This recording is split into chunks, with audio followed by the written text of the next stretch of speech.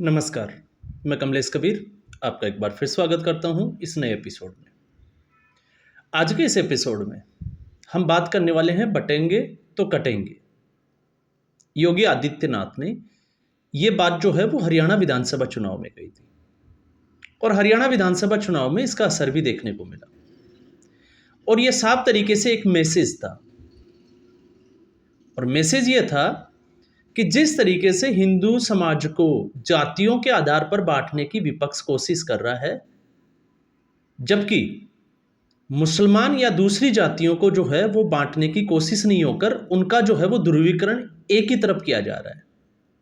तो उसे रोकने के लिए, क्योंकि आपको पता होगा लोकसभा चुनाव में भारतीय जनता पार्टी अचानक से, आपने देखा उत्तर प्रदेश की मैं बात कर रहा हूं, उत्तर प्रदेश में कांग्रेस पार्टी की पिच पर जाकर खेलने लग गई। और उससे पहले आप देखोगे 2019, 2014 और उसके बीच में जितने भी जो चुनाव हुए उसमें कांग्रेस पार्टी जो है वो भारतीय जनता पार्टी की पिच पर खेलती थी। अब कैसे खेलती थी आपने देखा होगा, जैसे विकास मर गया, विकास कब पैदा होगा, जैसे राम मंदिर की तारीख नहीं बताएंगे, ये तमाम तरह की जो बातें विपक्ष के द्वारा उठाई जाती थी कांग्रेस पार्टी के द्वारा। और ये जो है वो भारतीय जनता पार्टी को शूट करती थी, क्योंकि नरेंद्र मोदी गुजरात मॉडल की वजह से ही प्रधानमंत्री पद के जो है वो दावेदार बने और उनकी एक लहर चली। तो विकास का या हम कहें कि डेवलपमेंट का जो मॉडल था वो भारतीय जनता पार्टी को सूट करता था। तो राहुल गांधी गाए बगाए जो है और विपक्ष पूरा जो है वो विकास का जो है उसकी मजाक उड़ाता था, खिल्ली उड़ाता था। और उसके बाद अंदाजा लग गया कि इस पिच के ऊपर बैटिंग नहीं करनी चाहिए। तो फिर कांग्रेस पार्टी ने अपना रुख बदला। 2019 में जिस तरीके से सेना के ऊपर सवाल उठाए, इसके अलावा आपने देखा धारा 370 और नरेंद्र मोदी सारे चोर है, ये इस तरीके की जो है वो कांग्रेस पार्टी ने एक नैरेटिव तैयार किया।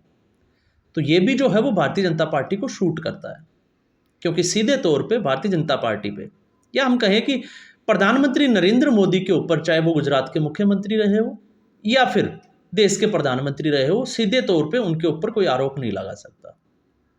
और यही कारण था, आपने देखा कि सारे नैरेटिव जो विपक्ष के थे वो धराशायी हो गए। लेकिन 2024 में भारतीय जनता पार्टी जहां 400 सीटों की बात करती थी और भारतीय जनता पार्टी को 240 सीटें मिली, तो इस चुनाव में क्या अलग था? तो इस चुनाव में अलग था, कांग्रेस पार्टी अब जो है वो भारतीय जनता पार्टी की पिच पर नहीं खेल रही थी। अचानक से भारतीय जनता पार्टी के जो नेता थे वो कांग्रेस पार्टी की पिच पर जाके खेलने लग गए और उसका नुकसान भारतीय जनता पार्टी को उठाना पड़ा। फिर चाहे वो जातिगत जनगणना की बात हो, आरक्षण के मुद्दे की बात हो, या फिर मैं कहूं संविधान बचाओ। क्योंकि कांग्रेस पार्टी ने जिस तरीके से संविधान बदल दिया जाएगा का नैरेटिव बनाया, और भारतीय जनता पार्टी के कुछ नेताओं ने रैलियों में भी बोला, तो यहां से जो है वो नैरेटिव चेंज हुआ। और उसके बाद में और भी कई फैक्टर थे, लेकिन मोटे तौर पे हम इसकी बात कर रहे हैं। तो उसके बाद में भारतीय जनता पार्टी ने 2024 के लोकसभा चुनाव से सबक सीखा,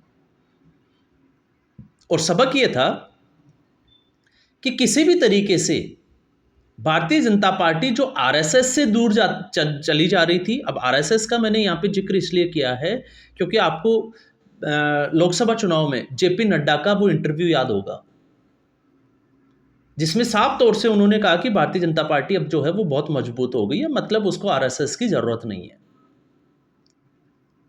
तो भारतीय जनता पार्टी को यह गलती का एक एहसास हुआ, और एहसास ऐसा हुआ कि हरियाणा विधानसभा चुनाव में आरएसएस ने जिस तरीके से भारतीय जनता पार्टी के लिए कैंपेनिंग की घर घर जाकर, वो अपने आप में जो है वो काबिले तारीफ थी, और रिजल्ट जो है वो आपने देखा। दूसरा, हिंदुओं को सीधे तौर से मैसेज दिया गया, बटोगे तो कटोगे के, क्योंकि इसमें जो है वो हो सकता है पॉलिटिकल पार्टियां, भारतीय जनता पार्टी के प्रवक्ता वो इस बात को घुमाते हुए नजर आए, लेकिन सीधे तौर पे आप समझ पाओगे कि योगी ने अगर ऐसा कुछ बोला है तो वो हिंदुत्व को लेके ही बोला है, और भारतीय जनता पार्टी को हिंदुत्व की पिच जो है वो सूट भी करती है। परिणाम देखा, उसके बाद में ठीक इसी क्रोनोलॉजी में प्रधानमंत्री नरेंद्र मोदी ने महाराष्ट्र की एक रैली में कहा कि अगर आप बटोगे तो विपक्ष की महफिल सजेगी। और फिर अब जो है उसी बात को मोहन भागवत जो आरएसएस के जो है वो इस वक्त जो है वो हेड है, उन्होंने भी वही बात बोली। तो इससे योगी की जो बटोगे तो कटोगे की जो बातचीत थी उसको जो है वो आरएसएस ने मुहर लगा दी, उसमें सहमति जता दी। और अभी आपको पता होगा योगी आदित्यनाथ की मोहन भागवत के साथ एक मीटिंग हुई और उसको लेके वामपंथी मीडिया में जो है वो हाहाकार मच गया। लेकिन उसका परिणाम ये देखिए कि उत्तर प्रदेश में 9 सीटों के ऊपर बाई इलेक्शन है, और 9 सीटों पर बाई इलेक्शन का आप असर देखिए बटोगे तो कटोगे का, कि अखिलेश यादव ने भी सीधे तौर से ये कह दिया कि हम भी नहीं बटने देंगे। तो अखिलेश यादव का इशारा किस तरफ है? उस अखिलेश यादव का इशारा है MY फैक्टर, मुसलमान और यादव, कि हम इनको नहीं बटने देंगे। और ये सीधे तौर से जो है वो आपको समाजवादी पार्टी के टिकट वितरण में भी दिखाई देगा। हालांकि हम एक एक सीट का जो है हम बात नहीं करने वाले हैं, क्योंकि उसका अगर हम चलेंगे तो फिर वीडियो जो है वो बहुत लंबा हो जाएगा। तो अगर आप टिकट को देखोगे तो 9 में से 4 से 5 सीटें ऐसी है जहां पे समाजवादी पार्टी जो है वो बड़ी मजबूत है, और अभी से नहीं, वो पहले से ही है। 2 पे बहुत कमजोर है, और 3 सीटों के आसपास जो है वो Bharatiya Janata Party neck to neck fight में है। अब 2 सीटें जो कांग्रेस पार्टी के लिए समाजवादी पार्टी ने छोड़ी थी, तो कांग्रेस पार्टी ने आत्मसमर्पण कर दिया, क्योंकि कांग्रेस पार्टी को पता था हरियाणा विधानसभा चुनाव से बैकफुट पे थी, और अगर ऐसी स्थिति में उत्तर प्रदेश के चुनाव में भी कुछ नहीं बना, 2 की दोनों सीटें हार गई, तो फिर उनके गठबंधन में जो है वो बड़ी मुश्किल होने वाली है, क्योंकि फिर कांग्रेस पार्टी की कोई सुनेगा नहीं। और वैसे भी हरियाणा विधानसभा चुनाव ने राहुल गांधी की छवि को इस तरीके से डैमेज किया है कि महाराष्ट्र में भी अखिलेश यादव 5 का जो है वो 20 और 25 करने में लग गए। मतलब छोटी छोटी क्षेत्रीय पार्टियां जो अब सीधे तौर से कांग्रेस पार्टी से बदला लेने की सोच रही है। तो यहां पे लेकिन हम बात कर रहे हैं उत्तर प्रदेश की। तो उत्तर प्रदेश में अगर हम देखें तो आपको पता होगा करहल सीट जो समाजवादी पार्टी की बड़ी मजबूत सीट, और उसमें तेज प्रताप यादव को जो है वो टिकट दिया गया है, जो अखिलेश यादव के रिश्ते में भाई लगते हैं। ठीक ऐसे ही शोभावती वर्मा, जो आपको पता होगा अंबेडकर नगर के सांसद है लालजी वर्मा, उनकी पत्नी है, उनको टिकट दिया है खेतरी से। इसके अलावा नसीम सोलंकी सीसामाऊ सीट जो कांग्रेस पार्टी अपना दावा ठोक रही थी, क्योंकि ये मुस्लिम बाहुल्य सीट है, और कांग्रेस पार्टी भी जो है वो मुस्लिम तुष्टीकरण, और अब तो जो है वो कांग्रेस पार्टी सीधे तौर से जो है वो आप कहते हुए भी सुन लोगे उनके नेताओं के, क्योंकि वो कम्युनल होती ही जा रही है। तो यहाँ पे 9 में से लगभग जो है वो 4 से 5 सीटों के ऊपर जो है वो मुस्लिम कैंडिडेट, और उसके अलावा यादव या तो फिर जो उनके नेता है उनके परिवार से किसी कैंडिडेट को। लेकिन इसके अलग भारतीय जनता पार्टी ने 9 सीटों के ऊपर जो रणनीति बनाई है, वो वैसे अगर हम देखें कितनी सीटों पर जीत मिलेगी उससे हम एक बार जो है वो थोड़ा सा साइड कर देते हैं। लगभग हर सीट पर हरियाणा के और लोकसभा चुनाव से सबक लेते हुए, अब हरियाणा का सबक इसलिए कि हरियाणा में कौन सी रणनीति के हिसाब से जो है वो भारतीय जनता पार्टी को जीत मिली, तो उत्तर प्रदेश में उसको जो है वो रिपीट किया, और हर तबके को साथ लेके हुए टिकट दिया, फिर चाहे वो यादव हो चाहे फिर वो दूसरी कास्ट का हो। सिर्फ और सिर्फ आप देखोगे कि किसी भी मुस्लिम कैंडिडेट को भारतीय जनता पार्टी ने टिकट नहीं दिया। इसलिए मैं कह रहा हूं कि भारतीय जनता पार्टी को ये वाली जो पिच है वो सूट करती है। और अगर आप देखोगे भारतीय जनता पार्टी की लिस्ट में तो आपको पता चल जाएगा फूलपुर की सीट से जो है वो दीपक पटेल को टिकट दिया गया है। इसके अलावा जहां से तेज प्रताप यादव, करहल सीट की हम बात कर रहे हैं, वहां से अनुजेश यादव को टिकट दिया गया है। तो आप देखिए यादव, पटेल, फिर उसके अलावा जो है वो सुचिस्मिता मौर्य जो मझुआ सीट से जो है ज्योतिबिंद समाजवादी पार्टी की जो नेता है उसके खिलाफ चुनाव लड़ रही है। तो यहाँ से मौर्य जो समाज है, जो जाति है, उसको साधने की तैयार वो पूरी की गई है। कुंदर की सीट से जो है वो रामवीर सिंह जो है ठाकुर, उनको टिकट दिया गया है। तो आप अगर इस लिस्ट में देखोगे तो ब्राह्मण, बनिए और यादव आप देखोगे इसमें जो है वो पिछड़े, सबको टिकट दिया गया है, एक सिर्फ और सिर्फ मुस्लिम को छोड़ के। तो ये एक जो है वो पूरी रणनीति के हिसाब से काम चल रहा है। और दूसरी रणनीति इसमें जो आ रही है, जिस तरीके से मैंने पहले बात की थी कि आरएसएस आरएसएस जो है वो इस वक्त योगी के कदम से कदम मिलाकर चल रहा है और आरएसएस ने सभी 9 विधानसभा सीटों के ऊपर जो है वो अपनी टोलियां चुनावी मैदान में उतार दी है।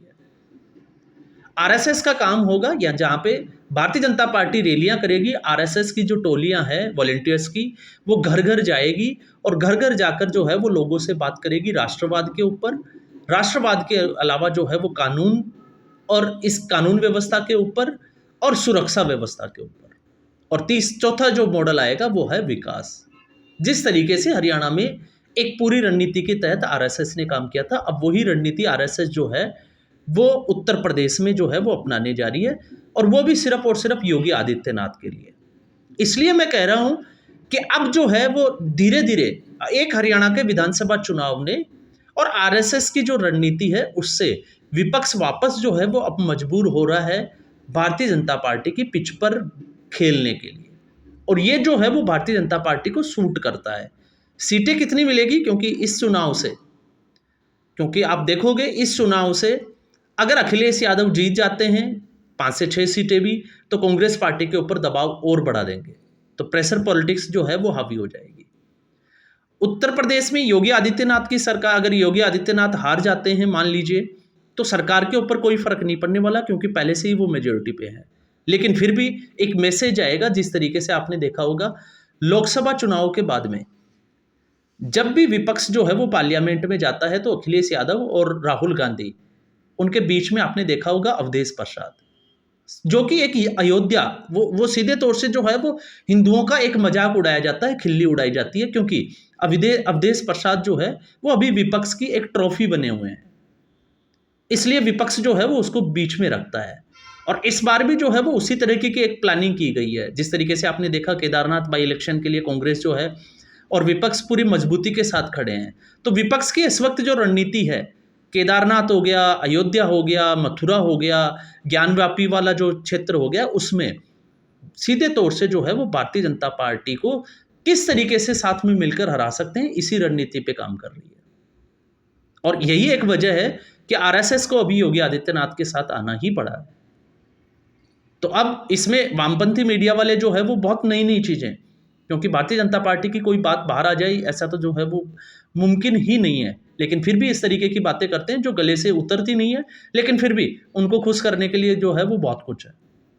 तो आज के एपिसोड में बस इतना ही। उम्मीद करूंगा ये वीडियो एपिसोड आप समझ गए होंगे। वीडियो को लाइक करें, शेयर करें, चैनल जरूर सब्सक्राइब करें। धन्यवाद।